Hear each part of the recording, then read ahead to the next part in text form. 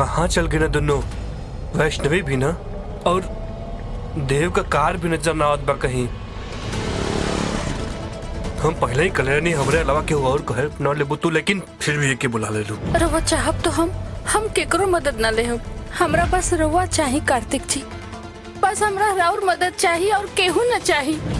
साफ सब में कलर नहीं वैष्णवी के की केहू और का हेल्प ले हमके पसंद ना, फिर भी देव का हेल्प ले लस और ओकरे साथ चल गई। पर वो चिखलस का है, वो चीख कैसन रहे कार्तिक? कुछ समझ में ना आवत बा हमके। हेलो वैष्णवी। हेलो सर हम धांस।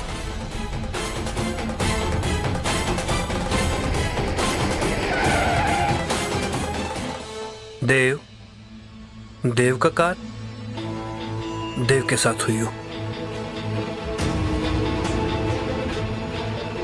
देव कार्तिक वैष्णवी कहाँ गया? वैष्णवी हमारे साथ काहे हुई का? हाँ आयल रहे हमरे पास और वो हमसे कलस की हमार मदद कल तुम्हें पसंद नहीं खे, खातिर हम मैटर से दूर रही। रवा निस्वार्थ भाव से हमरा खातिर इतना कुछ कहनी, हमार इतना मदद कहनी, ओकरा खातिर जितना था हमको बोला उतना कम। बाकी एकर आगे के रास्ता हम और कार्तिक जी साथ में तय करे के चाहता नहीं। कार्तिक जी सब हमार खातिर करे के चाहता रहा और हम उनका के ना कह सके नहीं। Kartik I am very sorry. हमरे वैसे तो नहीं वो का भेल तोहरे चेहरा का रंग का उड़ल बा? वैष्णवी मिलल ना का अभी तक? जब हम कार के पास पहुंचनी तो वैष्णवी हुआ ना रहे। हमें लगल तोरे साथ हुई, लेकिन तोरे साथ भी ना बताऊ। वो चीख कर रहा है। चीख? हाँ मतलब अभी थोड़ी देर पहले हम वैष्णवी का चीख सुननी, हम वहां से भगनी, लेकिन वैष्णवी ना दिखाई देलस। कुछ समझ में ना आवत भाई कि वो गुंडा काकी के साथ वैष्णवी के कितना उठा लगी ना।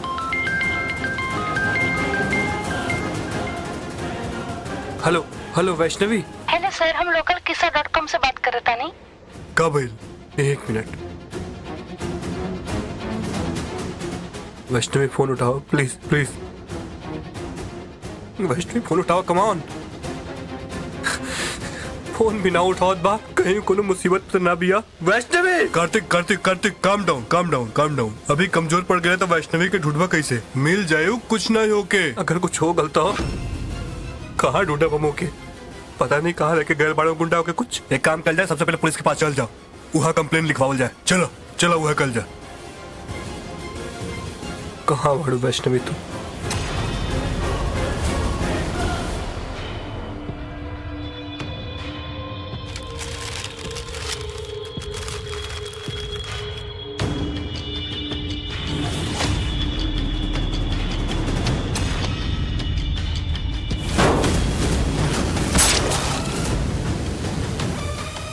पता नहीं तोहार ए मालती से कोनो रिश्ता बा कि ना, बाकी तोहके जो नी सजा मिलल बना ओकरा खातिर तू बहुत पाप कैले बाड़ू। एक कि तू हमारी बेटी टीना की आंख में आंसू ले और दूसरा कि हमरा रास्ता के हमरा पांव के कांटा बन गया। हमार रास्ता साफ होके खातिर तोहार मालती मिलन होखल जरूरी बा। बात करिए जाके सब। लड़की के होश में अइले से पहले ई घर चिता बन जाए के चाहिए। भैया जी हम कहते नहीं कार जलावे से पहले ओके चाकू से गोद देवल जाए, कहीं होश में आके भागे की कोशिश की रास्ता हो। दिमाग कम बात लगे। चाकू गोलू से मारल जाई तो ओकर निशान आई, सबके पता चल जाई कि खून भेल बा ओकर। और कार्तिक अगर पता चल जाई तो सच्चाई जानले बगैर वो पीछे नहीं हटी। एक जिंदा ही जलावक पड़ी ताकि सबके लागे कि एगो हादसा है। जौन गलती हम मालती के साथ कैले रहनी वो दोबारा नहीं होके दे। जी भैया जी चला।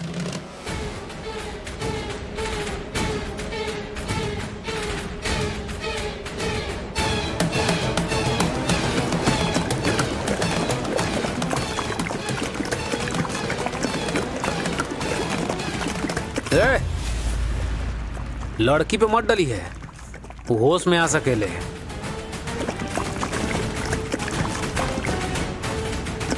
आज तू अपनी बेटी के हक खातिर खड़ा भइल बाड़ू, काल भइले मेहरारू के हक मंगबू। ए मारे ए मुद्दा के हम जड़ से खत्म कर देई। अगर ई तोहरे बेटी हो तो उ काम जो हम 20 साल पहले नहीं कपैले रहनी आज पूरा कर दे। इंस्पेक्टर वो हमार वाइफ वैष्णवी कब से ढूंढ पाई लेकिन वो मिल ना रहा बिया। प्लीज प्लीज कुछ करी। त का करी तोहरे पत्नी का? अरे हमारा अपन एगो संभलत ना बा हमसे। सर हमारी बात सुनी प्लीज। इनकर वाइफ ना मिलत बिया, अगर रउआ कुछ हेल्प कर सके नहीं तो बहुत अच्छा हो जाए प्लीज सर। कार्तिक जी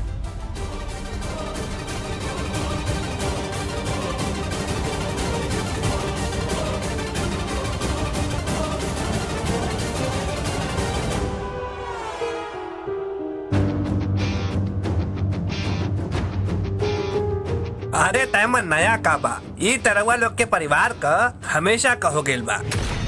अरे पता बा तो है, इनकर पत्नी कुछ दिन पहले मोर के वापस जिंदा होके आ गए। हो सकेला कि ये बार साचो में ही। इंस्पेक्टर कार्तिक और हिम्मत कैसे बार हमारे पत्नी के बारे में बकवास करे खातिर मॉडल हम। एकरा के लॉकअप बंद करो। एकरा के बताई ऑन ड्यूटी पुलिस अफसर का कॉलर पकड़ने का अंजाम का होला। सर प्लीज सॉरी रउआ ऐसा ना कर सकीले। रउआ के हमनी के एफआईआर तो लिखाई की पड़ी कि कानून बा। अच्छा तो हमरा की पढ़ेबे कि कानून का बा। अरे नाना साहब ऊ त रउआ हमनी से बेहतर जानता नहीं, लेकिन कहानू की जाने भर से नानू होला मानिक भी तो पड़ेला। अब हमरे के देखी एक रपट लिखावे के खातिर 2 घंटा से बैठल बानी। सरकार रउआ के खाली बैठे के तनखा देवेली का? अच्छा अब तोहे हम हिसाब दही कि सरकार हमके कमने बात का तनखा देवेले। चला एकरो के अंदर करा। हमरा के हाथ लगा के तो दिखावा, फिर हम बताओ तानी कि हम के हई। पकड़ के अंदर डाले के। Don't you dare.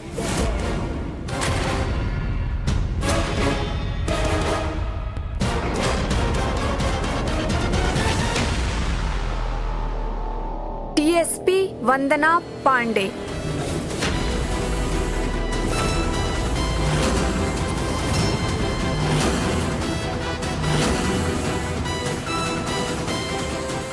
तारा जिला के डीएसपी आईजी सर के पता तो मिल रहा है कि थाना में लोग के न्याय के अलावा बाकी सब चीज मिलेला। बाकी तो हम यहाँ के अपना आँख से देख ही ले बानी। अब तहनी के मनमानी बहुत हो गई बा। एक रिपोर्ट और ई थाना तहनी के खौफ से आजाद हुई, समझला तू? मैडम प्लीज ऐसा मत करब, नहीं तो हमारी नौकरी चल जाई।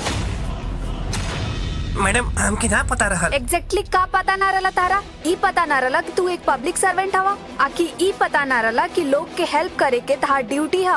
इनकर वाइफ मिसिंग बड़ी, इनकर एफआईआर दर्ज करे के जगह तू यहाँ बैठ के हंसी मजाक करता रह। हम पुलिस वाला अपन फैमिली के साथ एक त्योहार तक ना मना पावे नी, काहे?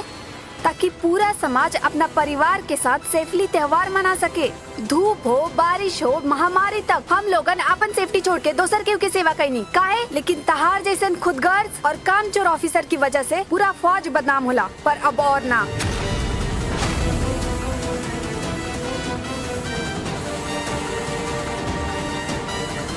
डोंट वरी मिस्टर ठाकुर, हम तहार हेल्प करें। हमार नाम रउआ के कैसे मालूम बा? पता कैसे ना हुई, रवरे वजह से तो हम यहाँ आयल बनी।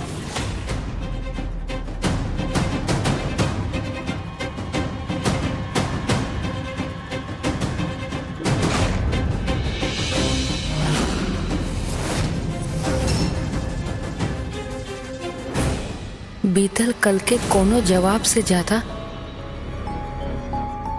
हमरा खातिर ई जरूरी बा कार्तिक जी कि रउआ ठीक हो जाए और हमने दोनों जना मिलके भविष्य के बारे में सोच सकी, सुनहरा सपना सजा सकी। हम दोनों जाने में से केहू एक करी ये जरूरी तो ना बना, और हम दोनों तोहरे खातिर करल चाहत बानी। हाँ वो अलग बात बाकी हम अकेले ना कर पाई, लेकिन अगर तू हमार साथ देबू तो डेफिनेटली हम कुछ भी कर सकीला। और देखिए तोहरे बीतल कल का राज बहुत जल्द तोहरे सामने हुई। बाकी कैसे कार्तिक जी?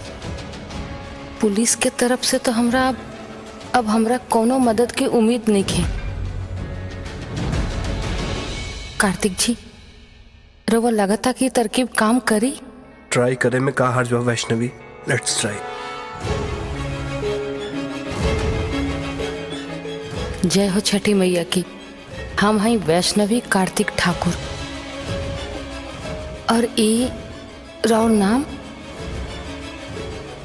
नाम जानकी, जानकी देवी। जैसन की रउआ सभी के मालूम बा, ई जानकी देवी जी इनकर हालत ऐसन यही खातिर बा काहे कि अकेली बाड़ी। इनकर इंसाफ खातिर लड़े वाला केहू नहीं खे। आज से 20 साल पहले इनकर बेटी के खून कर दिल गई। आपन तरफ से बहुत कोशिश कैली अपन बेटी के इंसाफ दिलावे खातिर। बेटी के मौत के बाद से काकी के मानसिक स्थिति ठीक नहीं खे, और आज जब इतना साल के बाद उम्मीद के एगो नया किरण इनका नजर आयल बा। इनकर बेटी के कंकाल मिलल है, जिनकर पैर में ऊ पायल रहे जे ऊ 20 साल पहले पहनले रही। तो यहाँ के थानादार साहब ऊ किरण के भी बुझा देवे के चाहता रन। ई मामला के पुराना कह के बात के दबावे की कोशिश करल जाता और इनका इंसाफ मिले के चाहिए। तो ई वीडियो के ज्यादा से ज्यादा फैलाई ताकि हमनी की आवाज कानून के पहरादार तक पहुँच सके। धन्यवाद। जय छठी मैया की। परफेक्ट। अब ये वीडियो के पुलिस मिनिस्ट्री सबके टैग करके मेंशन करेला। आपन तरफ से तो हम कोशिश करते बानी कार्तिक जी, बाकिर का वो वीडियो देखबो करिए। सीरियसली रहुआ ये वीडियो देख के यहाँ ही नहीं? वीडियो रातों रात वायरल भय रहे। हमरा तो आई रहे यहाँ तहकीकात करे खातिर, पर हमके लागल कि रवा के मीडिया घेर ले रखल हुई। आखिर ये इतना बड़का खबर जौन बन गल। हेलो हेलो हेलो सर, मैं ढार। हेलो सर, हम लोकल किस्सा.com से बात कर रहे था। नहीं आयल तो रहे, लेकिन काकी और वैष्णवी की वीडियो के चक्कर में हम बिजी हो गए नहीं और ध्यान ही ना रहा। कोनो बात ना। अब रहुआ बिल्कुल चिंता मत करी। देश की जनता रहुआ साथ बा और कानून भी, और आईजी सर हमरा के खुद ही केस सौंपले बानी। एंड आई प्रॉमिस कि एकरा पीछे जेकर भी हाथ हुई ओकरा के सजा जरूर मिली। एंड आई एम श्योर कि वैष्णवी के गायब हो जाए भी केस से जुड़ल बा। सिर्फ वैष्णवी नहीं, काकी भी गायब बानी, उन्होंने के ढूंढे के बा। एक तरह से दो लोगन के एक साथ गायब हो गई, इत्तेफाक तो नहीं के हो सकत। हमनी के जल्दी कुछ करे खोई। एक काम करता नहीं, हम पहले जानकी जी के घर चलता नहीं, हो सकता कि वहाँ कोनो सुराग मिल जाये। हम गांव वाला से बात करके वहाँ के घर के पता लगा ले बनी, जौन ही ना कर पाई नहीं। चली चाहे सब अपना अपना काम करा।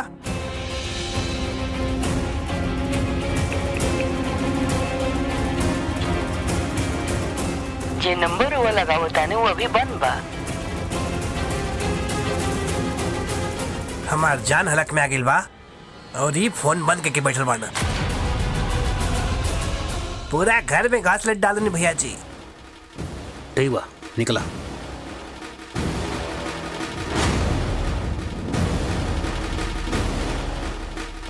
ओके वैष्णवी, टाटा। अब तोहरी अंत के साथ साथ तोहरे सच के खोज के भी अंत हो गइल बा।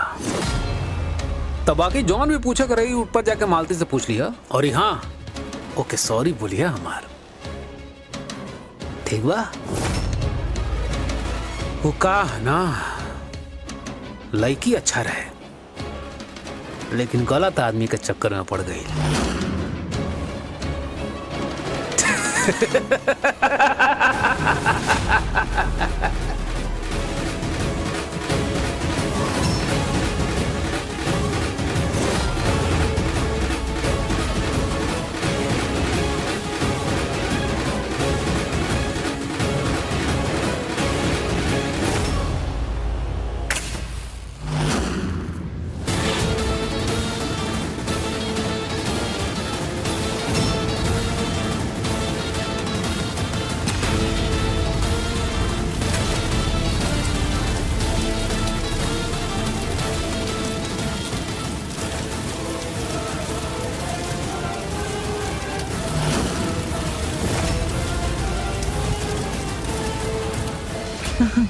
हमके बचावा मैया, हमके बचावा मैया। रक्षा का प्रार्थना ना दया का भीख मांगा, वो हमसे। याद है ना 20 साल पहले तोर बेटी के साथ का भइल रहे? न तब ओके केहू बचावे आयल रहे और न अब तो के केहू बचाए आई। और शीघ्र ही तोर ई दुख उत्साह में परिवर्तित हो जाई। काहे कि तू परलोक पहुंच के अपन बेटी से जौन मिलबी और अति शीघ्र ही अपन नवासी से भी मिलबी और संसार के षष्ठी का पूजा करे का पाठ याद होई, ओकर साधना करे से भयभीत होई। और जो ना हुईन ओके कुल का नाश भी हम तोरे कुल मतिन कर देब। केहू न पूजी षष्ठी के। मैया ये कान अर्थ होता। जाना तारा शशव, माता के चौथा रूप के नाम कुसमंदा है। जब ब्रह्मांड में अंधकार और कालिमा के अतिरिक्त कुछो न रहे तब अंधकार रहे। वो अंधकार के चीरत चीरत माता के कुसमंदा रूप के ब्रह्मांड के संरचना कैली। वो स्वयं ही पंचतत्व के स्वामिनी बाड़ी। सूर्य के शक्ति में त सूर्य के केंद्र में रह के ओकर किरण से पूरा ब्रह्मांड के ऊर्जा देवेली। उनकर हंसी के गूंज से ही सृष्टि के निर्माण भइल। उनका कोनो दिशा निर्देश ना दे सकेला शैशव।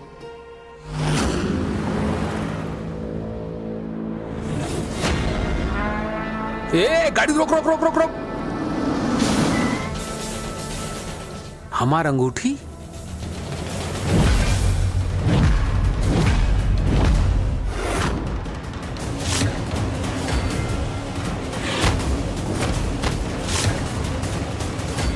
वापस ले। गाड़ी गाड़ी गाड़ी घुमा, वापस ले। अंगूठी के उसके हाथ नहीं लगे के चाहिए। अरे जल्दी चलाओ।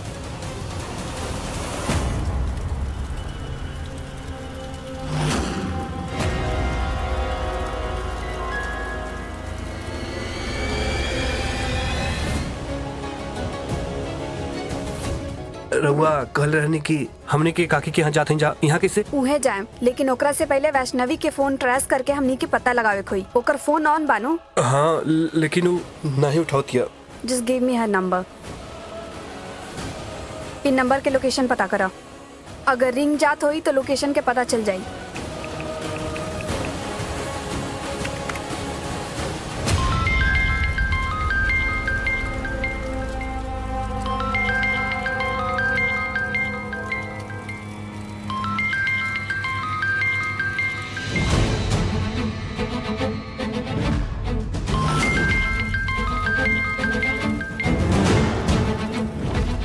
का भाई?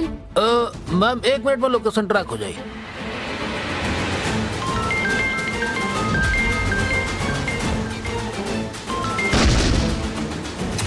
ओह नो, वी लॉस्ट द कनेक्शन मैम। बुझा तक फोन स्विच ऑफ कर दिया। का? यस।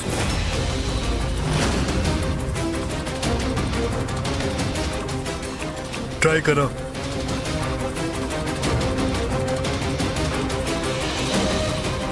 अनरिचेबल आवता। अच्छा कोनो बात ना, हम पहले वो काम करता नहीं, जानकी जी के घर चलता नहीं। हो सकता कि वैष्णवी के कोनो सुराग वहाँ मिल जाये। हाँ चला।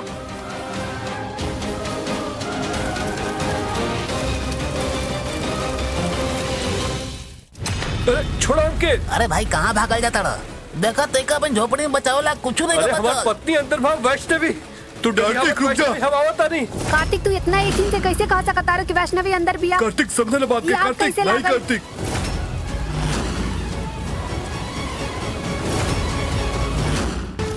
आज के पाठ माँ कुसमंदा खातिर।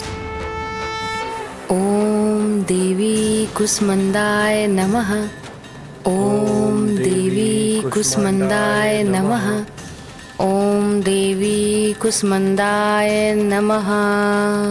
ओम देवी कुसमंदाय नमः। ओम देवी कुसमंदाय नमः। ओम देवी कुसमंदाय नमः।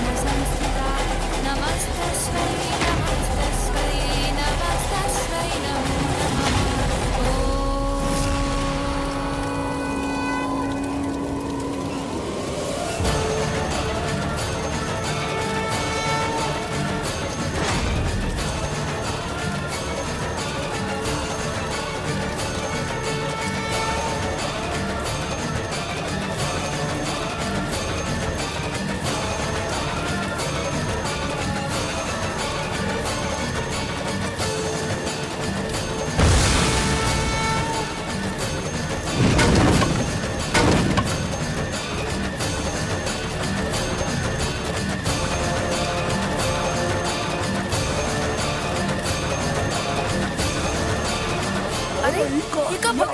अरे आग कैसे लग गई? अरे आग कैसे लग गई? कैसे लगा लगा अरे जाके सबको आके बुलाओ। अरे आग कैसे लग गई? अरे देखो कितना आग लगा बा। क्यों बुझावा पानी डालो। अरे आग लग गई। जाके बुलाओ कि पानी डालो।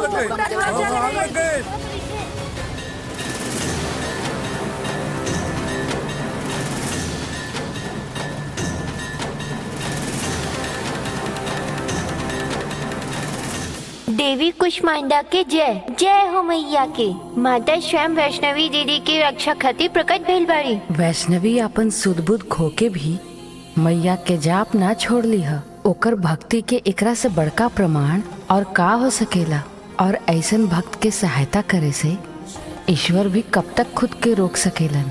अर्थात अब अग्निदेव भी वैष्णवी दीदी के ना जरा पाई है। ऐसा नईखे शैशव। माँ कुष्मांडा वैष्णवी के सहायता अवश्य करतारी। वो भी प्रकृति के नियम के अवहेलना ना कर सकेली। जाना ताड़ा, जब ब्रह्मदेव सृष्टि के निर्माण कैलन त कुछ नियम बनवलन। हर वस्तु हर जीव के एगो प्रकृति देलन, जेकर पालन कैला से ही ओकर अस्तित्व होखेला। जैसे 5 तत्व ह, वो अपन प्रकृति के त्याग कैला पर कुछो नहीं खन। तू जल के अग्नि की सहायता से तपा सकेला, किंतु कुछ समय पश्चात वो पुनः अपन शीतलता धारण कर ली। वही प्रकार पृथ्वी अपन धारण शक्ति ना छोड़ सकेले, काहे कि वो ओकर प्रकृति ह। निरंतर बहे रहे के वायु के प्रकृति ह। उहे प्रकार अग्नि के प्रवृत्ति ह। ओकर संपर्क में आवे वाला हर वस्तु के जला के भस्म कर देवल। और प्रकृति के ई नियम के माँ कुष्मांडा भी ना बदल सकेली। अर्थात वैष्णवी दीदी के प्राण अब वो भी संकट में बा। कुष्मांडा माँ के शक्ति ही अब तक अग्नि के वैष्णवी के समीप आवे से रोक ले रहल बा। वैष्णवी के भक्ति से प्रसन्न होके ही वो उनका के इतना समय दे ताड़ी, किंतु कब तक? एक समय के पश्चात अग्नि अपन गति से तो आगे बढ़बे करी। माता कुष्मांडा के बनावल गईल इस सुरक्षा कवच आखिर कब तक वैष्णवी की रक्षा कर पाई? कवच टूटला पे का हुई मैया? अरे छोड़ा हमके। अरे भाई कहाँ भागल जाता रहा? देखा तेका अपन झोपड़ी में बचावला कुछ नहीं अरे का बचल। पत्नी अंदर बा वैष्णवी। कार्तिक अब दरिया मत वैष्णवी अब आवता नहीं। कार्तिक तू इतना यकीन से कैसे कह सकता है कि वैष्णवी अंदर भी नहीं नहीं कार्तिक संदेह ये आग कैसे लागल? नहीं कार्तिक।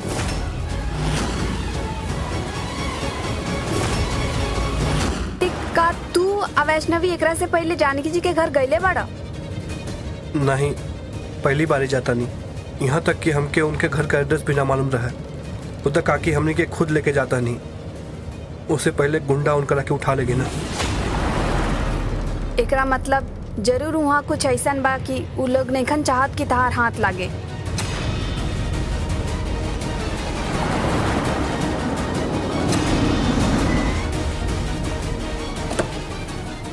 वैष्णवी, अरे छोड़ा हमके। अरे भाई कहाँ भागल जाता रहा? देखा तेका अपन झोपड़ी में बचावला कुछ नहीं अरे का पत्नी बचल। अंदर बा वैष्णवी। तू डरिया मत वैष्णवी, हम आओ तनी।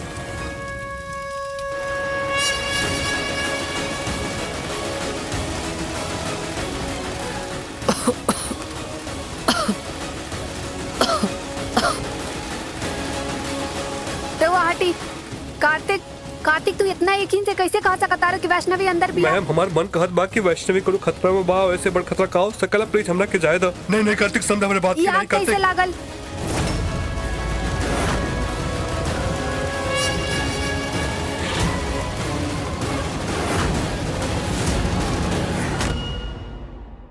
ई अंगूठी हम शमशेर चाचा जी के हाथ में दिखले रहनी। काकी कहाँ बाड़ी? एकर जवाब तो शमशेर चाचा ही दी पई हन। का मतलब? जैसे कुछ दिन पहले टीना वैष्णवी के जिंदा जलावे की कोशिश कर ले रहे, आज वह कोशिश होकर पापा के लिए बाना।